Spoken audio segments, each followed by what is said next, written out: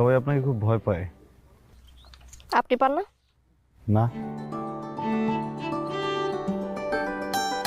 না, আমি আমার আন্ডারে কাজ করলে আপনিও পেতেন, দৌড়ের উপরে থাকতেন। অ্যাটলিস্ট কাছাকাছি তো থাকা হতো। কি বললেন?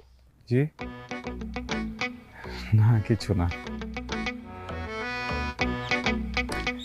আসো। Thank you. Sir thank you. আপনারা বাকি কাজটা দেখে ফেলেন আর আপনি ডি ব্লকটা রেডি করে ফেলেন। Okay ma'am. ফর্ম